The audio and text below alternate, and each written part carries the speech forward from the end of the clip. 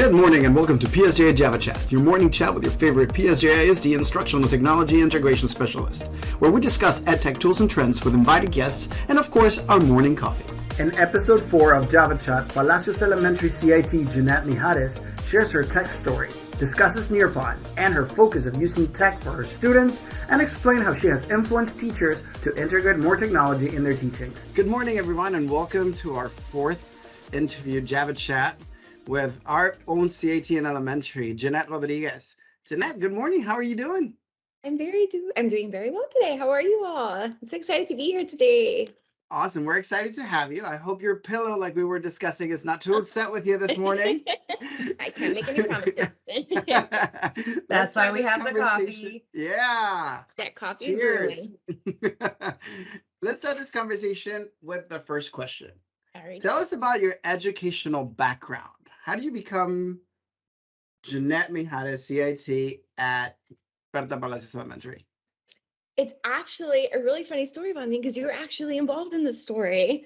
So I started teaching 8 years ago, and Valentin was actually the CIT at our campus then.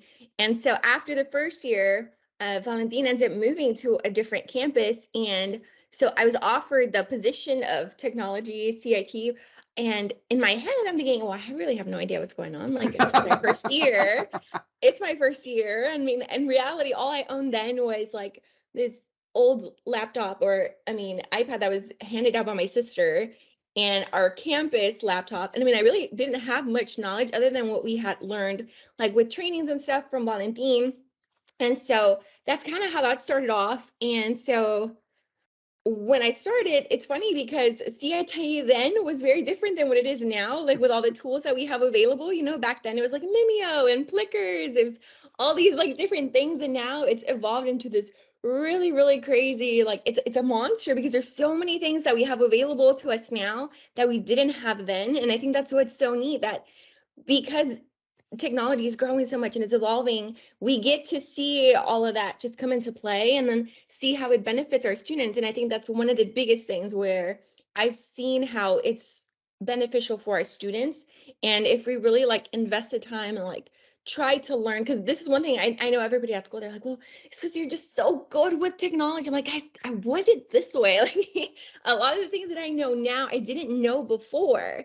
And so a lot of the times I think that because technology changes so much, it becomes very intimidating for some people.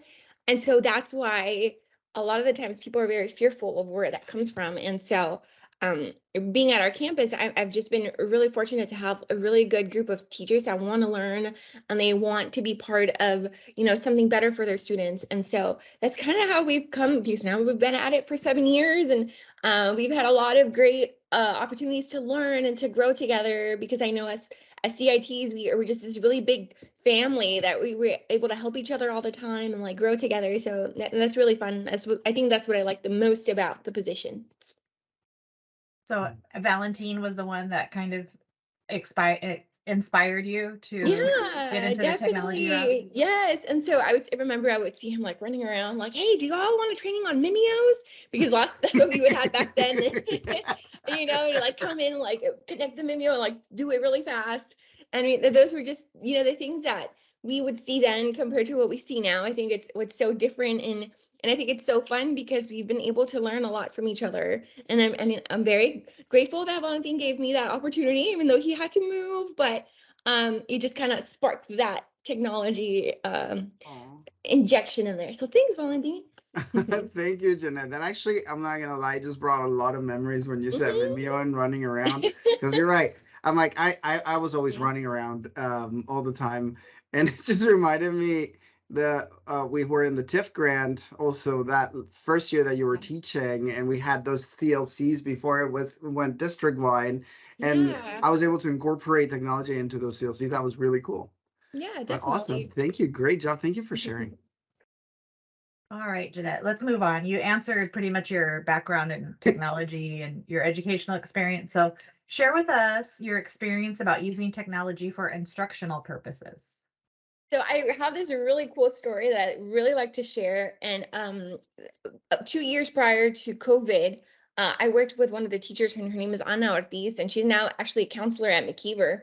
but we taught second grade back then. And so this was before like the one-to-one Chromebooks and iPads and stuff.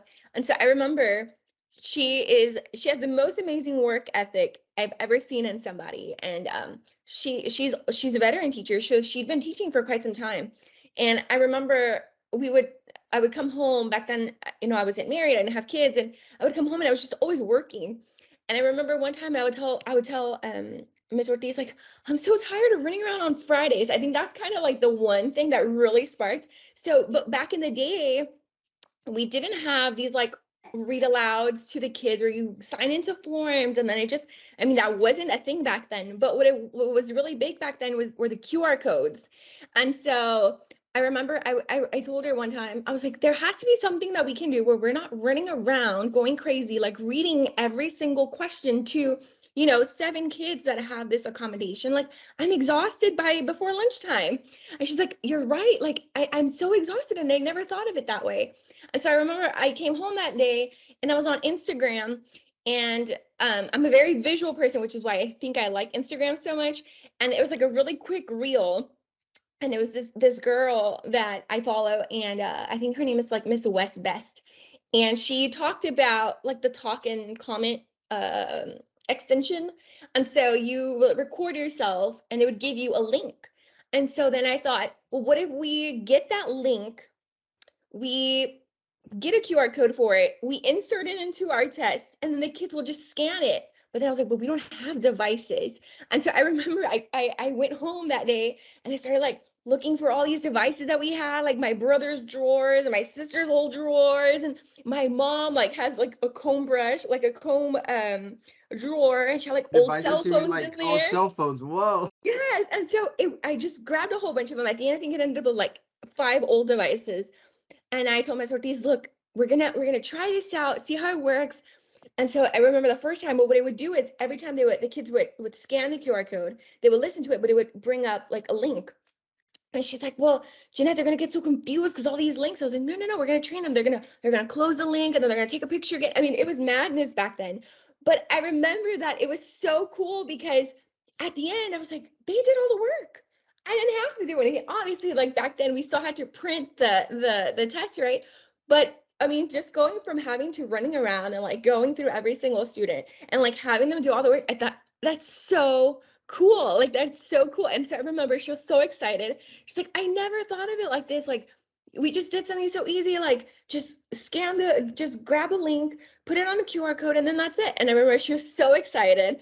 And so then she had also gone home and she had asked her kids for like old iPads that they had, her husband. I mean, we just came out with all these devices from nowhere. And so now I remember I saw her the other day and I was like, remember when we were running around like taking everyone's devices because we didn't have any? She's like, it was so cool. And like we would get like flimsy cases for them just so that the kids would be able to grab them on Fridays.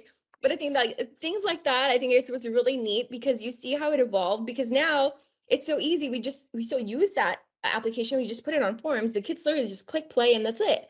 And I think that's so neat. And like I think it goes back to like the evolution of the way we started to the way we are now and how you learn it based on your needs and like the kids' needs, because at the end it's for the kids. So I think that's really cool. And I like the way you brought up like social media. You learned that from following on Instagram. So it's really important, or if you're interested in technology and even other aspects of education, to develop that personal learning network. And social media is a good way to follow people and get good ideas. Absolutely. Yeah, I totally agree.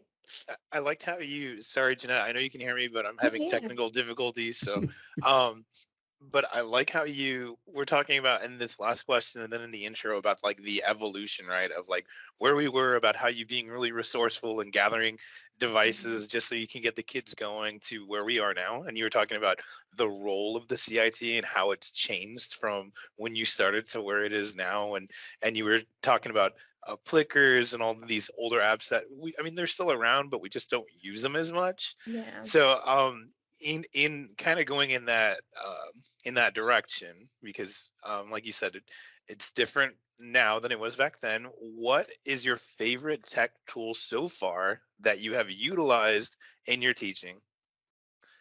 I think for now, I want to say it's Nearpod. And it's so funny because I'm part of curriculum writing. And so the first year that we ended up with Nearpod, we had just finished using Pear Deck. And so I was in curriculum writing, and then Sanaida ended up connecting with one of the ladies, the coordinators, and she's telling them how now we're going to switch to Nearpod. And I go up and I was like, Sanaida, no, I just got used to Pear Deck. Like, why are you going to do this to me? And it was so funny because at school, a lot of the teachers, the way they the way they get influenced is by the way they see it being done.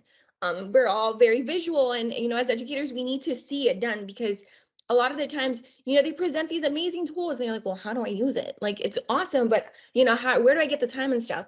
And so I remember that I was like, Sanaida, no, why are you changing this to me? And so with Pear Deck, you're just adding, it was just basically adding a link on the bottom.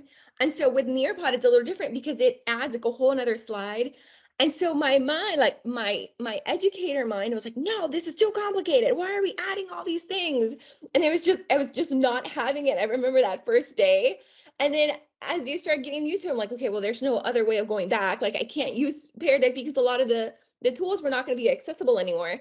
So then I had to change my state of mind, and then I go to Nearpod. I'm like, holy moly, like, this is awesome. Like, it had so many different tools available. And I think that's one of the reasons why I push Nearpod a lot at our campus now, because it's like I tell them, you don't have to learn everything all over again. Like, all these different things are in the same place. You have so many different options to be able to use with your students, as compared to like, oh, you have to go through this website to do this. And I think that's one of the biggest things for teachers. Like, I don't want to have to go click every single place. Like, I just want it in one location. And I think that's what's so awesome about Nearpod, that everything is in one section and you can see that.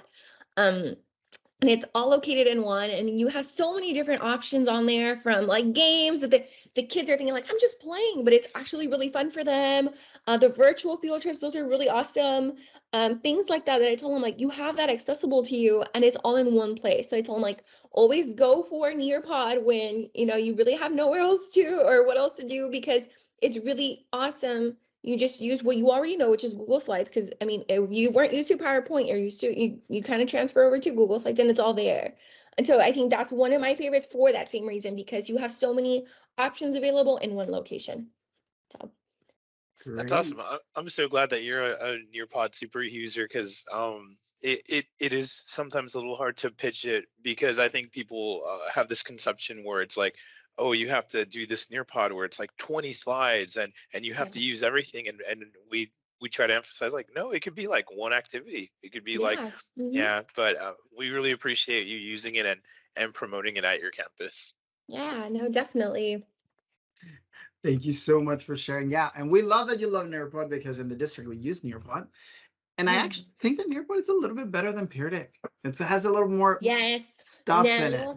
Now I kind of kick myself because I was mad at Sanaida for changing over to Pear Deck. But it's okay. We learned about change, and we strive with change, and we learn to love new things. And I know that you use a lot of more distinct different tools. You talked about to me about how much you like Flip as well, and I thought you were going to talk about Flip, but I'm happy that you talked about Nearpod. So tell us now. So we know technology is awesome, and you've done really amazing work into trying to make, like, at the beginning, grabbing those devices. I actually had images of you rummaging through everything in your house. But we know that technology is not always 100% beautiful. It's like 99% beautiful. So tell us about some challenges that you have faced while using technology in your teaching, in your classroom, and now in your IB coaching. Oh, okay. So one of the things, and I'm like, oh, I always kind of scratch my head on this, because I'm like, so I'm a really big fan of Mac. To me, it's just so easy because I just stream everything together, and that's just kind of how I've been able, like with my iPad and my computer and my cell phone. Like, to me, it was like, oh, I have to send myself something, or I have to do this. And so with AirDrop, it was really cool. But there's a problem with me using those devices on. It was on New Line, and I would tell Valentin, like, I hate this, I can't do this. It was so frustrating because it was always getting disconnected. And so I'd be like on a roll, and then whoop, disconnected. And so then to me, that was really frustrating, because one of the things that I had pushed out to my campus was using my iPad for teaching. So at our campus now, math is taught through an iPad. I mean, we don't have copies anymore. Like teachers just download it to their good notes on their iPad, and teachers are teaching from there. And so one of the things in the beginning, I would tell Valentina, like, it's always disconnecting. How am I supposed to like teach with this awesome tool? And it's always disconnecting. And so the direct connection for that was really frustrating for me. But now that we have the Montage app, I know it makes it a lot easier. But the only downside to that is if there's no Wi-Fi, there's no connection. And so that was kind of like where I just kind of like, oh, I can't do this anymore. But that's part of the technology portion of it. You know, sometimes you get things to work, and sometimes you're just gonna have to work a little harder and do things a little differently. But I think that's one of the things where you have something really great going on, and then I mean, it's not even your fault. It's just technology. I mean, there's just, you know how it can be really, really awesome. Things that are really, really awesome, sometimes they, you know, they fault a little bit, and it's just part of it. But I think that's just one of the things where I kind of like, I can't do this anymore because, you know, but I mean, other than that, I mean, I know a lot of the teachers, they say it's just too much sometimes, like there's just too many different applications sometimes. And I get that, but it's like, I tell them, don't worry about all of the things that I present to you. If it doesn't call you, then don't worry about it. Like, just leave it off to the side, you know, strengthen one thing. And then, you know, it could take you 1 year to learn how to use Flip. That's perfectly fine. Just worry about Flip that year, because as you start going on, because I know that can also be a really big frustration that I've heard, where it's just so much going on. Like, how am I supposed to just get it all going? And I totally get that. But, you know, it's just kind of like, just be open-minded to it, you know, be an Ivy scholar and be open-minded to it and let it come to you, let it call you, you know. So I think those are some of the things that I've seen that they either frustrate me or they frustrate others, per se. I like what you tell your teachers, that, you know, if it doesn't call to you, don't use it, because there is a lot of technology out there, and it doesn't call to everybody in every situation. So they need to, you know, use what they're comfortable with. And of course, if they're not using anything, try something. Yes, exactly. Start somewhere. Start somewhere. Yeah. Start with one. So no, perfect. Definitely. Thank Love you, it, Jeanette. love That it. was beautiful. So how has technology changed your view in life and like your personal time? I think, you know, before it was so funny because I hated Siri. Like, she was so annoying. I'm like, oh, she's always coming up and like my watch and everything. And it's funny because my husband's not tech savvy whatsoever, like at all. Like, something is missing here. I don't know what's going on. You fix it, type of thing. And so, but one thing he uses is Siri. And so one thing that you need to learn about my husband, he has a very thick accent. And so I would hear him like running around the house, like, Siri, put a timer. My husband loves to cook out. And so he like watches all these videos, right? And so he'll say like, Siri, put a timer for 1 hour. And Siri, put a timer for 10 minutes. And I was like, what is he doing? Like, why don't you just put the timer yourself? But it's so funny because just that one thing changes your whole dynamic. And I was like, honey, why do you always use Siri? She's so annoying. It's like, well, if my hands are dirty or something, I just tell her what to do. Like, she just does it for me. And I'm like, oh my gosh, that's so true. Like, I can literally tell Siri what to do and she'll do it for me. And I'm very forgetful. Like, I'm very forgetful.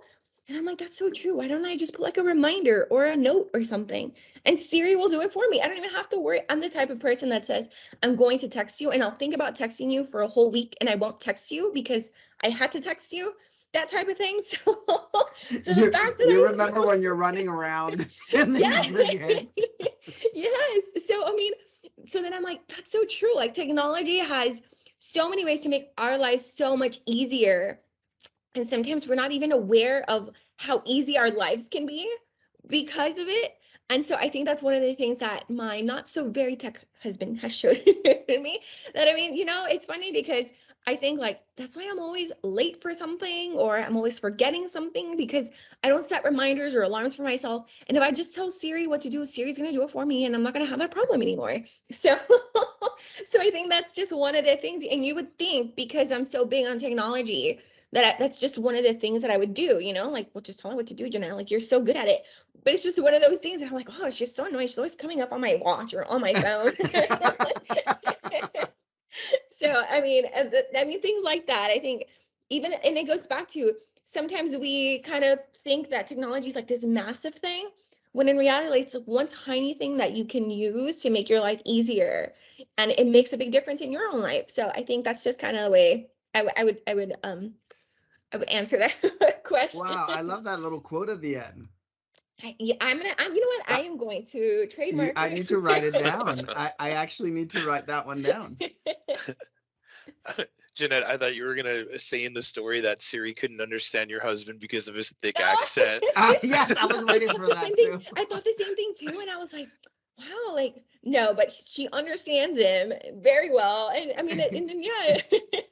That reminds me of the SNL sketch with Alexa, Platinum. I don't know if you saw it, Alexa Silver or something. There was an SNL sketch about 3 years ago, and they were making fun about like how people older age in the silver age, they forget things and they start calling Alexa Alize,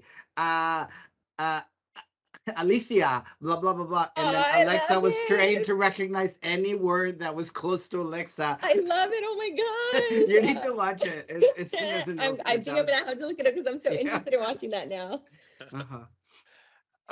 Okay, Jen, let's go on to the next question. So, I think back when we were in school, maybe in high school and a little bit of college, we didn't use nearly as much technology. I think when I started my first year, I was mimicking the way that I was taught, which was like not too much technology. It was like, oh, there's an overhead, take some notes, and then we're gonna have this paper-based test, But as we referred earlier, as the years have gone, technology's kind of evolved, and then it's become a lot more infused in the classroom. Well, COVID did a lot of that for us. So what I want to know is, through the years, what has inspired you to use technology in your classroom? Either was it a way of teaching to make it easier for you? Was it a mentor? Was it Valentin? What inspired you to start using a little bit more technology in your own classroom? So I think a lot of it goes back to my students and their needs. And I saw myself as a student. And like you said, back then we didn't have, devices. In fact, I'm part of McAllen ISD. I grew up my whole life being in McAllen ISD. So I leave McAllen ISD in my senior year. The following year is when they integrated all those iPads across the district, of course, right? Why would Jeanette get one? So, and then I saw how it was really revolutionary for them because they had so many different things that they would have available. And so as a kid, I think I had a lot of like I didn't really understand a lot of the things. To me, I was very visual. And back then, when you're just copying, it's not visual. You're just copying a bunch of notes. So I feel like I struggled a lot. And so then when I started teaching, I started seeing like, this is something that I need to change because I was a kid sitting in my classroom that didn't understand what was going on. And so then I started seeing like my kids need pictures. My kids need to feel like they can touch it, they can see it, they can hear it, and I think that's something that's so important because they have so many different tools that they can use. And I get it. And it's not going to call on all of them all the time. Like one video, it's not going to make a change for all of the students. But if it makes a change for at least one of my students, then another thing that I do is going to change another state of mind. And so technology gives you that opportunity to reach as many students through so many different platforms, depending on the way you use it. And so even if it's through repetition, through a lot of time to climbs for my students for vocabulary, if that's going to motivate my students that are kind of sluggish in the back and not wanting to do it, but hey, if that's going to get them motivated because I can incorporate a picture on there, or if I can, bold words because they couldn't see the board, all of those things, it's going to help them. I'm going to use it because that's the way that they're going to learn, and it's going to work for them, because I think it's so unfair to think, well, this is my way of teaching, and if you don't like it, too bad. Well, it's not going to work that way, and especially because we have so many, it's like we just talked about, there's so many different applications available.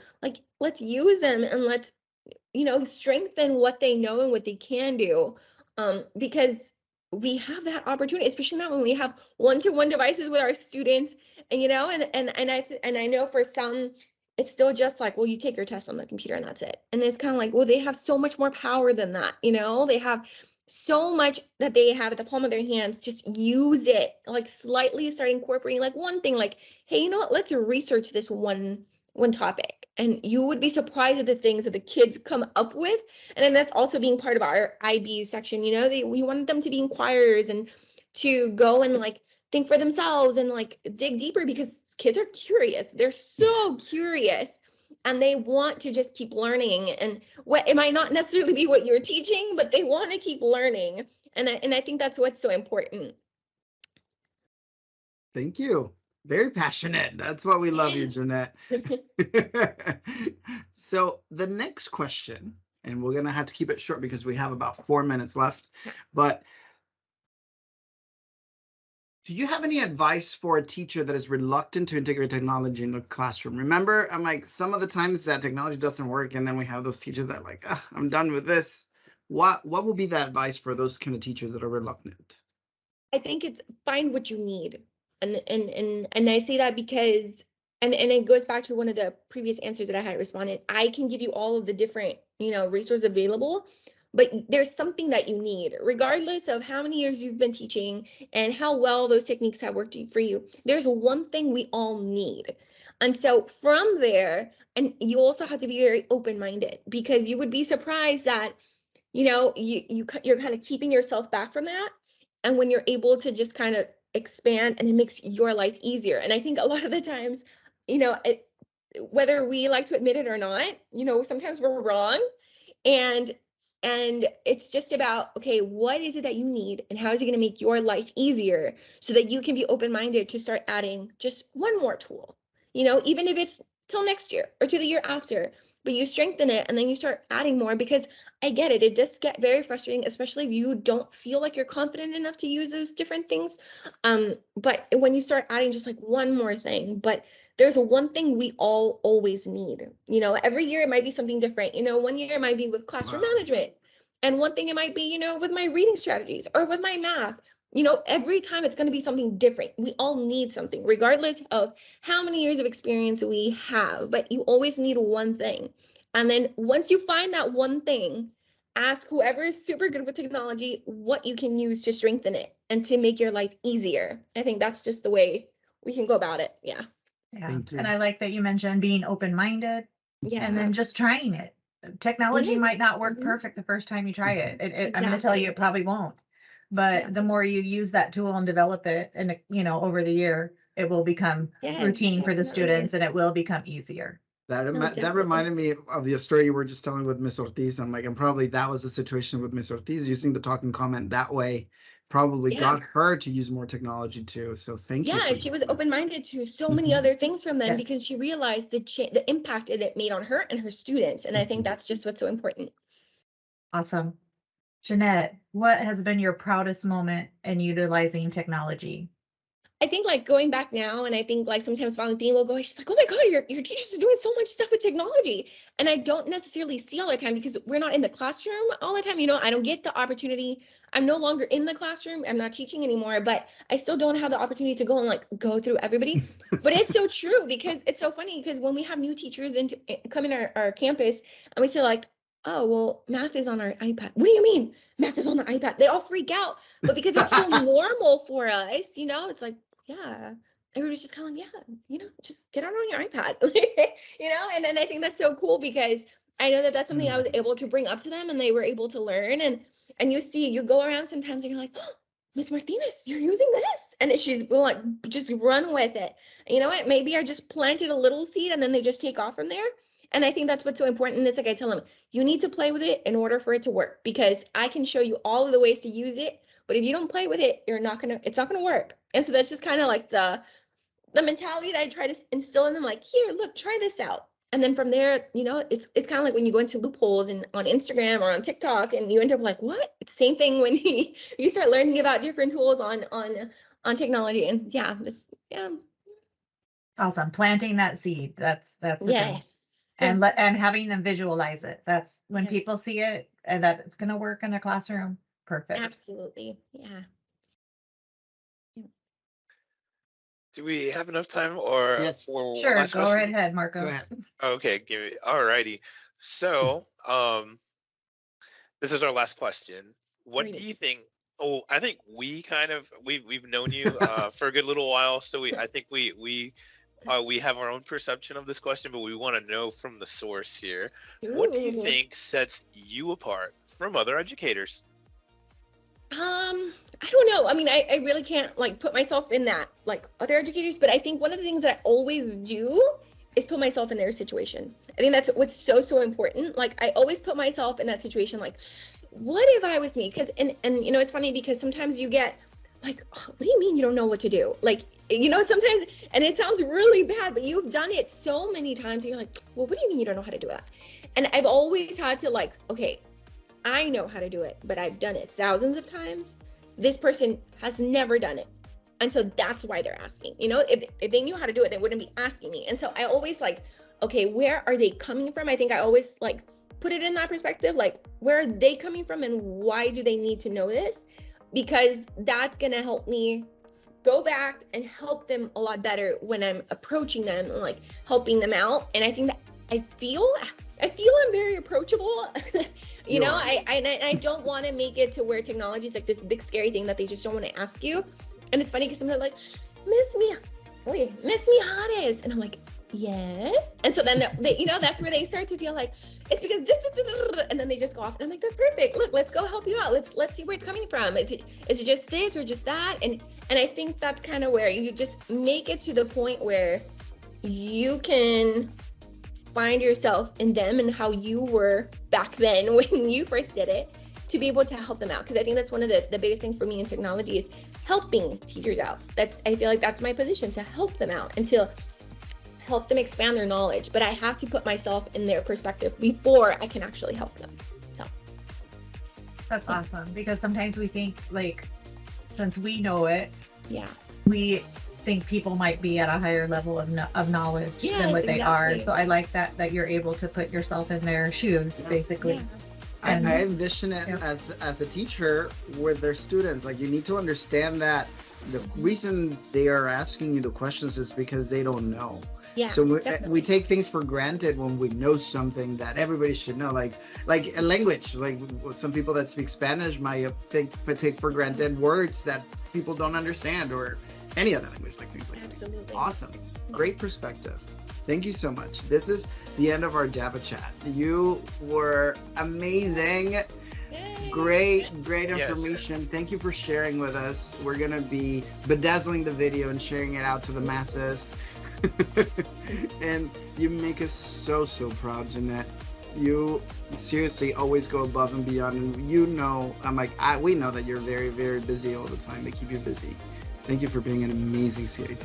No, and thank you guys for all your help, because I mean, we are not the CITs, we are on our own. You know, it's a big family, it's a big community, and I know all the CITs out there listening. I know you like bombard you with each other's messages sometimes on our chat, but it's just so great that we have those communities that are able to, you know, help each other out. And like, so many teachers, and they're so talented and they have so much knowledge, and I think that's just so great that we're able to share that. And you're the ones that are making this happen, because you are able to bring us all together and like bring so much more knowledge. So thank you guys as well. Thank you so much.